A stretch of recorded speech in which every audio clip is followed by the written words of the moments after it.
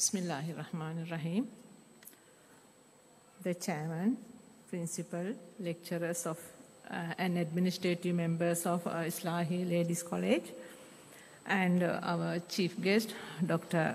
Faiz Mustafa PC, Chancellor, University of Southeastern University of Sri Lanka, former Vice Chancellor and Deputy Vice Chancellor, University Islam, Malacca, Malaysia, and our special invitees and our parents and my dear graduate students and my sisters and brothers. Assalamu alaikum wa rahmatullahi wa barakatuhu. Thank you very much for inviting me as a guest, special guest to grace this occasion. Alhamdulillah. Today is very happyful day to our Islahi graduate students. Congratulations, students, all the students. Okay, thank you. And I think I have a very short time.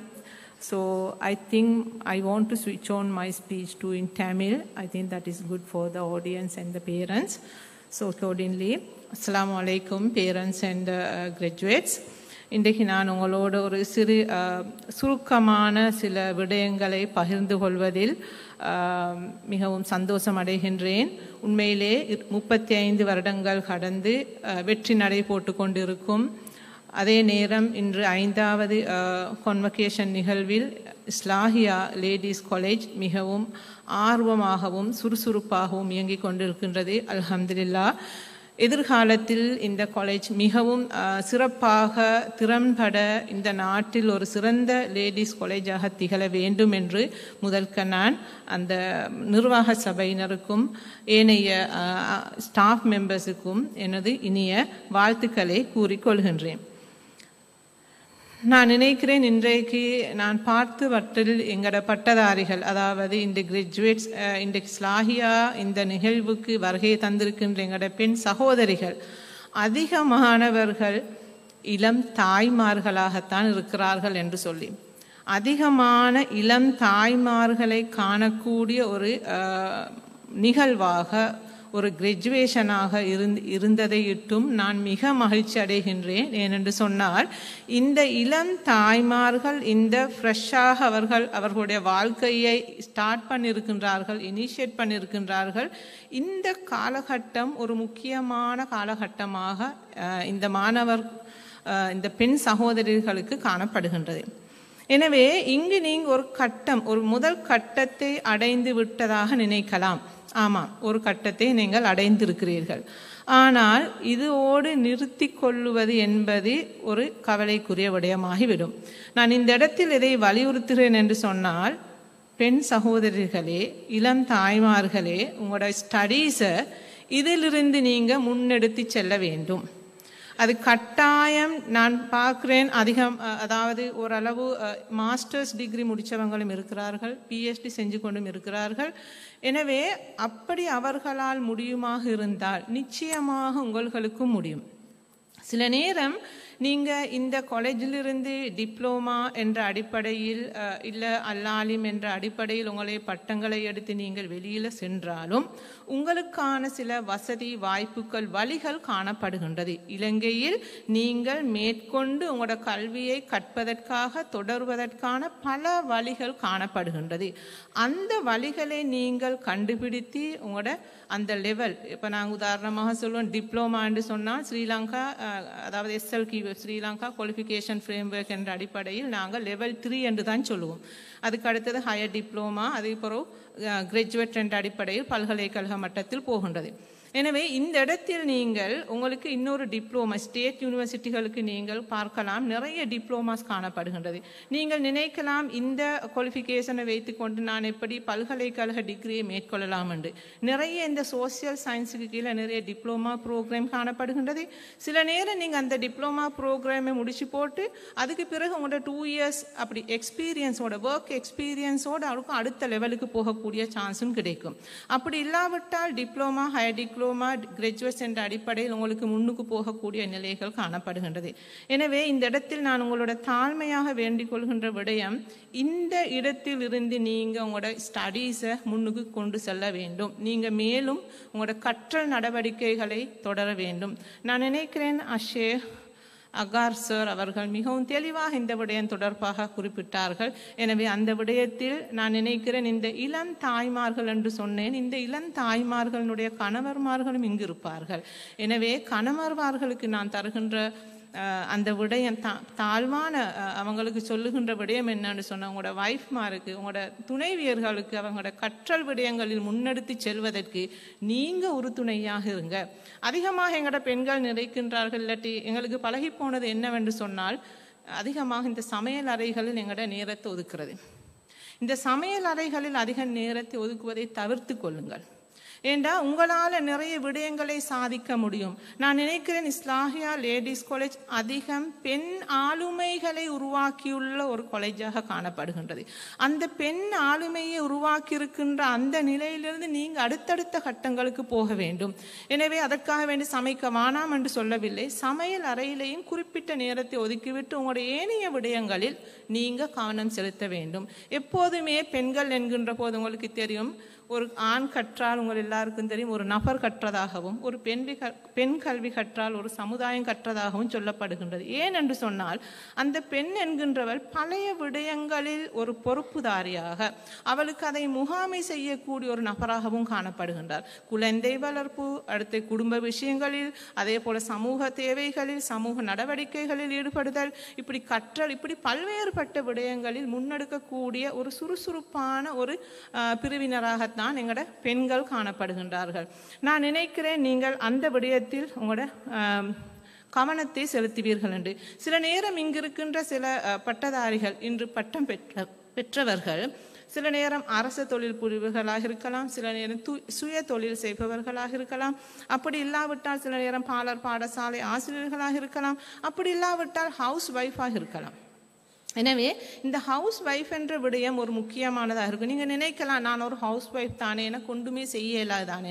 சில நேரம் உங்களோட ஹஸ்பண்ட்மார்ட, கணவர்மார்ட தொழிலில் பங்குதாரியாக, இல்லை கணவர்மார் என்ன செய்யணும், தாண்ட தொழிலில், தாண்ட வியாபாரத்தில் தாண்ட வைஃபை இணைத்து கொள்ள பழக வேண்டும். அவங்களும் கற்றவங்க தான், அவளாலையும் முடியும் என்கின்ற ஒரு நிலையை கணவர்மார் அவர்களுக்கு கொடுக்க வேண்டும். எனவே இந்த பெண்கள் மூலம் பெற்றுக்கொள்ளக்கூடிய, அதாவது இந்த கற்ற பெண்களை வீணாக நாங்கள் அப்படியே நிறுத்தி விடாமல் அவர்களுடைய அந்த சேவைகளை, அவர்களுடைய பங்களிப்புகளை கணவர்மாரும் பெற்றுக்கொள்வதற்கு தவறிவிடுகின்றார்கள். எனவே அந்த நிலை வராமல் தயவு செய்து உங்களோட மனைவிமாருக்கு அட்லீஸ்ட் அவர்கள் வீட்டு வைஃபாக இருக்க விரும்பினால், அவர்கள் வெளியில் போவதற்கு விருப்பமில்லை, மேற்கொண்டு கல்வி கற்க விருப்பமில்லை, ஏதோ ஒரு காரணமாக இருந்தால் அந்த வேளையில் உங்களோட பிஸ்னஸ் இல்லாட்டி உங்களோட தொழில்துறையில் அவர்களையும் பார்ட்னராக, அவர்களையும் உங்களோட அசிஸ்டண்டாக வைத்துக் கொள்ளுங்கள். அப்போ அந்த பெண்ணில் இருந்து உங்களுக்கு நிறைய பங்களிப்புகளை, அவங்களோட பெனிஃபிட்டை உங்களுக்கு பெற்றுக்கொள்ளக்கூடியதாக இருக்கும். அடுத்தது, நான் ஏற்கனவே கூறியது போன்று உங்களோட அந்த ஹையர் ஸ்டடீஸை மேற்கொள்வது மாத்திரமல்ல, அடுத்து நீங்கள் பார்க்கலாம், சில நேரம் சில மாணவிகள் பல்கலைக்கழகங்களுக்கு சென்ற மாணவிகள் அதிகம் பேர் இருக்கிறீர்கள். இந்த இஸ்லாஹி லேடிஸ் காலேஜிலிருந்து நீங்கள் பல்கலைக்கழகம் போய் அங்கிருந்து உங்களோட பட்டங்கள், இப்படியான சில விடயங்களை முன்னெடுத்து செல்கின்ற மாணவிகளும் இருக்கின்றார்கள். அதே நேரம் அந்த மாணவிகளுக்கு நான் சொல்கின்றேன், உங்களோட இப்போ செகண்ட் டிகிரி எடுத்த மாணவர்களை நாங்கள் பார்த்தோம், நீங்கள் தொடர்ந்து உங்களோட பிஹெச்டி ஸ்டடீஸ் அப்படின்னு நீங்கள் நிறைய உங்களுக்குள்ள ஒரு விஷன் ஒன்று இருக்க வேண்டும், நான் இந்த இடத்தை அடைய வேண்டும் என்று சொல்லி. அதே நேரம் சகோதரிகளை நான் சொல்லுகின்றேன், பெண்கள் என்கின்ற போது நாங்கள் சில விடயங்களை முன்னெடுத்து செல்கின்ற போது பல சவால்களுக்கு நாங்கள் முகம் கொடுக்க வேண்டி வரும், பல இன்னல்களுக்கு முகம் கொடுக்க வேண்டி வரும்.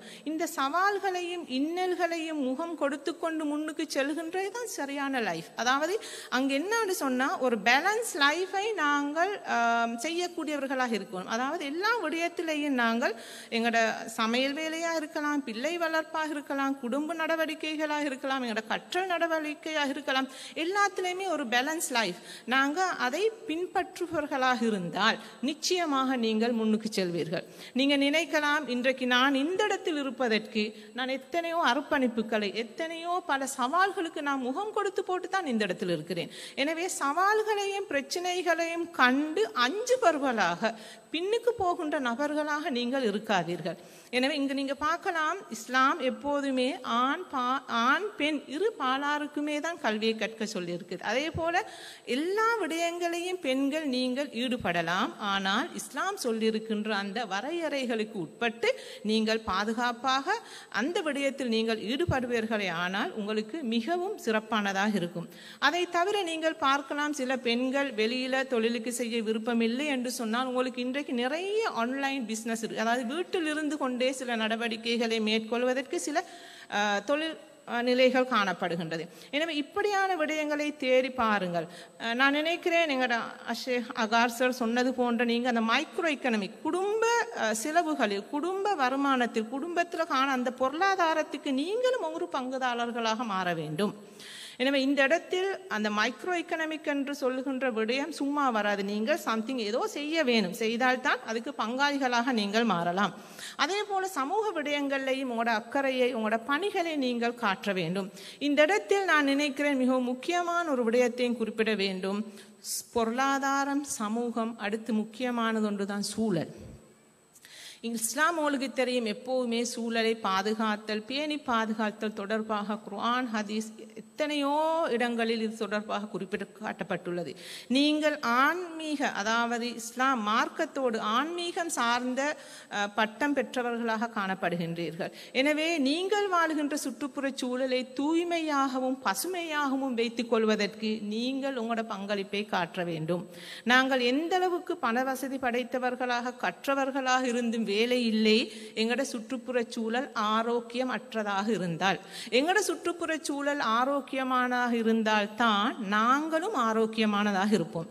எனவே சூழலை நாங்கள் காத்தால் தான் சூழல் எம்மை காக்கும்.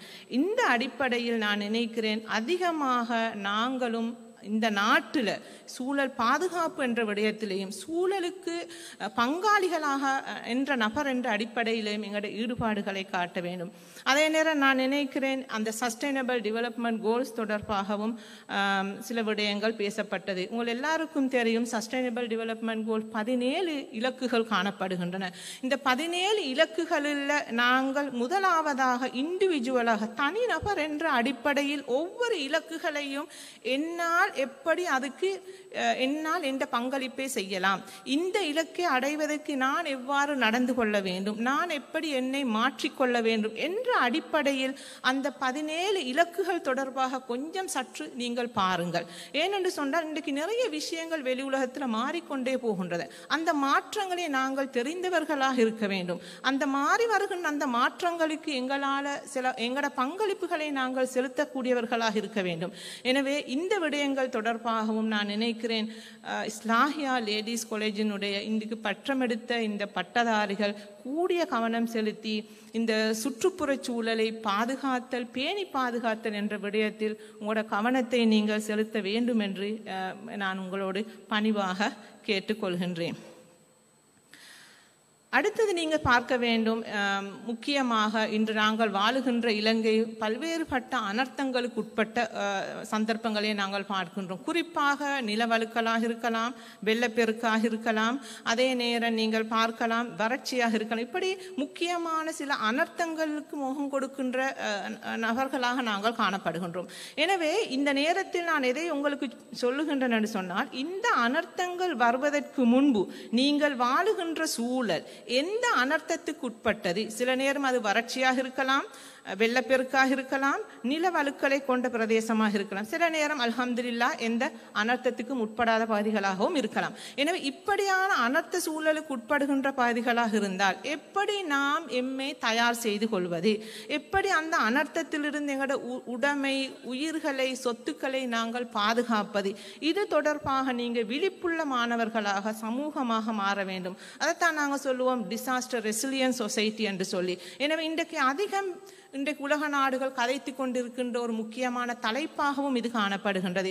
எனவே எப்போதுமே கூடுதலாக பெண்கள் தனது வீட்டு சூழல் அதே போல இந்த அனர்த்தங்களுக்கு தயார் நிலையில் எவ்வாறு எம்மை நாங்கள் தயார் நிலையில் வைத்துக் கொள்ள வேண்டும் என்கின்ற விடயத்திலேயும் உங்களோட கவனங்களை செலுத்த வேண்டும் என்று நான் மிகவும் தாழ்மையோடு கேட்டுக்கொள்கின்றேன். அடுத்தது முக்கியமாக நான் நினைக்கிறேன், இஸ்லாஹி அரபிக் காலேஜ் லேடிஸ் காலேஜுக்கு சில விடயங்களை பகிர்ந்து கொள்ள வேண்டும் என்று சொல்லி, இது முக்கியமாக நான் போர்ட் ஆஃப் மேனேஜ்மெண்ட்டுக்கு கொடுக்கின்ற தாழ்வான